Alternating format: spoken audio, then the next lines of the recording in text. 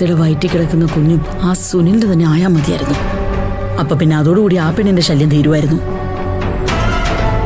അല്ലെങ്കിൽ പിന്നെ എന്നും ഭാവനയ്ക്കും സൂര്യയ്ക്കും ആ പെണ്ണൊരു ബാധ്യതയായിരിക്കും. ശരി അമ്മേ, അങ്ങനെ തന്നെ ആയിരിക്കും. അമ്മ നോക്കിക്കോ.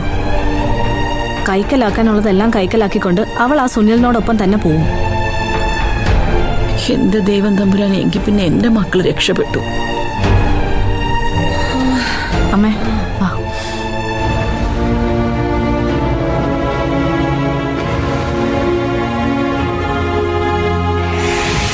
നമ്മൾ എങ്ങനെയൊക്കെ കള്ളം പറഞ്ഞാലും അമ്മമാർക്കത് മനസ്സിലാക്കാൻ പറ്റും സൂര്യ. ഒന്നാമത് ഭാമയുടെ ജീവിതത്തിൽ സംഭവിച്ചതൊന്നും അമ്മയുടെ മനസ്സിൽ നിന്ന് പോയിട്ടില്ല. അന്നും ഇതുപോലെ ഭാമയ്ക്കൊപ്പം നിന്ന് ഞാനാ അമ്മയോട് കള്ളം പറഞ്ഞത്. ഇതിപ്പോ അങ്ങനെ പേടിക്കേണ്ടതായിട്ടൊന്നുമില്ലല്ലോ ഭാവന. താൻ വെറുതെ ടെൻഷൻ ആവണ്ട.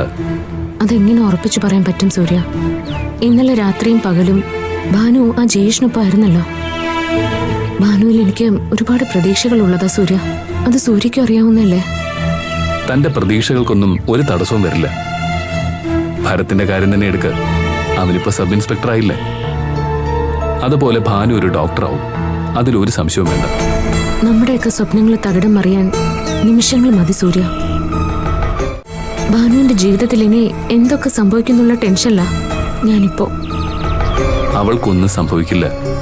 ജയേഷിനെ നമുക്ക് തള്ളിക്കളയണ്ട. അവന് ഭാനുവിനെ ഇഷ്ടമാണെന്നല്ലേ പറഞ്ഞത്. നമുക്ക് ആ വഴി നോക്കാമല്ലോ.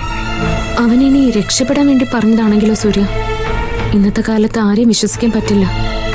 ഇതെന്തായാലും അങ്ങനെ ആവില്ല ഭാവന. ഞാൻ അവനൊരു അടി കൊടുത്തപ്പോ അവന് വേണമെങ്കിൽ എന്നെ തിരിച്ചു തല്ലായിരുന്നു. ഇന്നത്തെ തലമുറ അങ്ങനെയാണല്ലോ. സ്വന്തം മാതാപിതാക്കൾക്ക് നേരെയല്ലേ കത്തിയെടുക്കുന്നത്. എനിക്കറിയില്ല സൂര്യ എന്താ വേണ്ട.